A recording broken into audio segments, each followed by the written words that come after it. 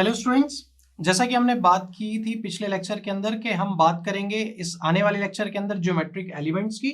तो आज मैं उन्हीं के बारे में बात करूंगा। हम एक एक करके लिखते हैं कौन कौन से ज्योमेट्रिकल एलिमेंट होते हैं आपके रनवे के अंदर। सबसे पहला तो लेंथ, बहुत इंपॉर्टेंट एक आपका ज्योमेट्रिकल एलिमेंट है। दूसरा लॉन्गिट्यूडनल एंड इफेक्टिव ग्रेडियंट।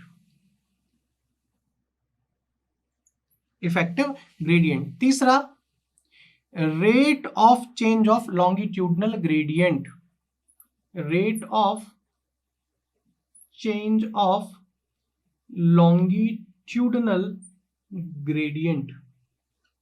ठीक है, अब यहां पे हम रेट की बात कर रहे हैं। चौथा सेफ्टी एरिया,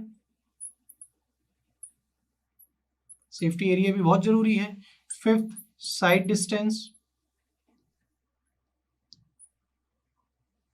और उसके बाद हम बात करें साइड डिस्टेंस के बाद ट्रांसवर्स ग्रेडियंट। भाई हमने लॉन्गिट्यूडनल तो बात कर ली, बट ट्रांसवर्स ग्रेडियंट के बारे में भी हमको पता होना चाहिए। और उसके बाद आता है आपका विड्थ।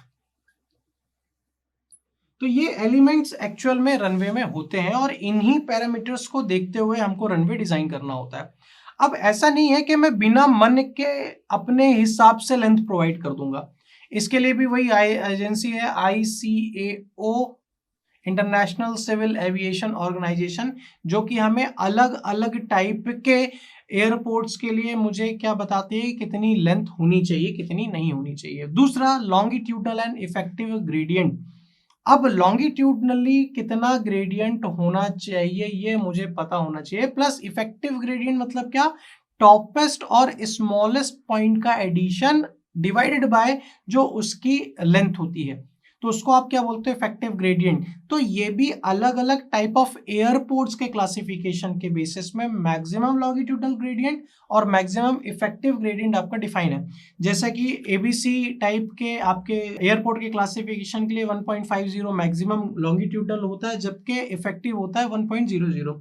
DNE के लिए 2.0 होता है, दोनों के कंडीशन में होता है। तो ये हो गया। तीसरा rate of change of longitudinal gradient. अब कितना आप चेंज कर रहे हो लॉन्गिट्यूडनल ग्रेडियंट के अंदर, ये भी एक बहुत इंपॉर्टेंट है। क्या होता है कि अंडुलेशंस के कारण आप कहीं एकदम गहराई ला दिए, कभी चेंज कर दिए, कभी कर दिए, तो यहाँ पे प्रीमेच्योर लैंडिंग हो सकती है या फिर लिफ्ट ऑफ हो सकता है, जो कि स्ट्रक्चरल डिफेक्ट आपके रनवे के अंदर और आपकी जो परफॉर्मेंस है पूरी की पूरी एयरक्राफ्ट की, वो कहीं ना कहीं कम कर सकता है, स्पीड कम कर सकता है, पेवमेंट को खराब कर सकता है। इसके लिए भी अलग अलग रेट ऑफ चेंज के लिए भी अलग अलग है। जैसे कि अगर टाइप A एंड B की बात करूँ तो मैं 0.10% प्रोवाइड कराता हूँ, अगर टाइप C की बात करूँ तो 0.20% करना होता है, DN की बात करूँ तो 0.40% मुझे ग्रेडियंट प्रोवाइड करना पड़ता है। तो ये इस तरीके की चीजें अलग अलग होती हैं। उसके बाद मैं बात करूँ सेफ्टी एरिया की, तो सेफ्टी एरिया भी बहुत इंपॉर्टेंट है रनवे के लिए। रनवे के लिए अगर मैं सेफ्टी एरिया की बात करूँ तो ये क्लियरिंग के लिए जरूरी है, ड्रेनेज के लिए जरूरी है, ग्रेडेड के लिए जरूरी है, और एडिशनल बिट आपको इन फ्यूचर मदद ही करती है, और ये होना भी चाहिए सेफ्टी एरिया।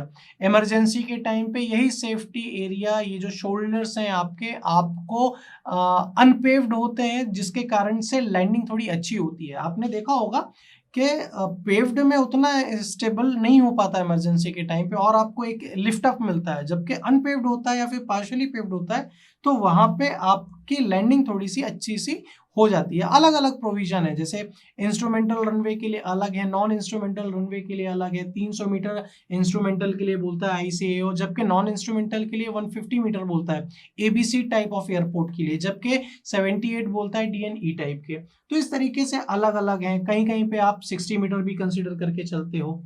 उसके बाद एक साइड डिस्टेंस, एक बहुत ही इंपॉर्टेंट आपका एलिमेंट होता है कि आप कितने डिस्टेंस पे आपको दिख रही है कि आप अच्छे से लैंडिंग करा सको और कितने से टेक ऑफ कर सको।